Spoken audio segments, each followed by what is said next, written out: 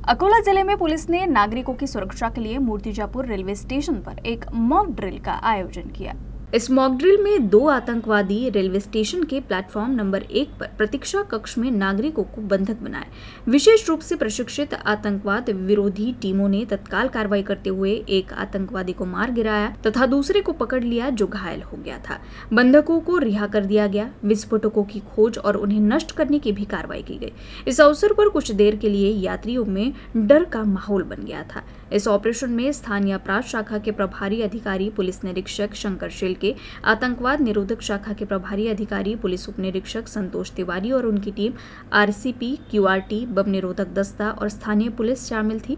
ये कार्यक्रम अकोला जिला पुलिस अधीक्षक बच्चन सिंह, अतिरिक्त पुलिस अधीक्षक अभय डोंगरे और उपविभागीय पुलिस अधिकारी मनोहर दाभाड़े के मार्गदर्शन में सफलतापूर्वक आयोजित किया गया। इस अभियान में 15 अधिकारी और 86 पुलिसकर्मियों ने भाग लिया। रेल्वे स्टेशनच्या प्रतीक्षालय जे आहे गृह तेथे अतिरेकी हल्ला झाल्याबाबत आपण मॉक ड्रिल घेतलं, रंगीत तालीम। लोकांनी सुरक्षा बाळगावी, त्यांची सुरक्षा कशी ठेवण्यात येईल यासाठी आमच्या लोकांनाही प्रॅक्टिस व्हावी, अतिरेकी हल्ल्याला कसं तोंड द्यावं यासाठी हे ट्रेनिंग होतं।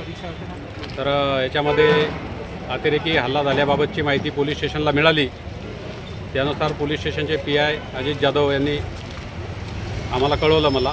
मी त्याप्रमाणे फोर्स अकोला इथून बोलून घेतला।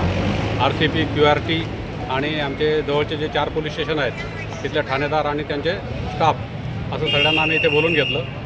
सुरुवातीला वाटाघाटी करण्याचा प्रयत्न केला अतिरेक्यांसोबत, पण तो प्रयत्न असफल झाल्यानंतर त्यांच्यावर अटॅक करण्याच्या सूचना दिल्या क्यूआरटीला।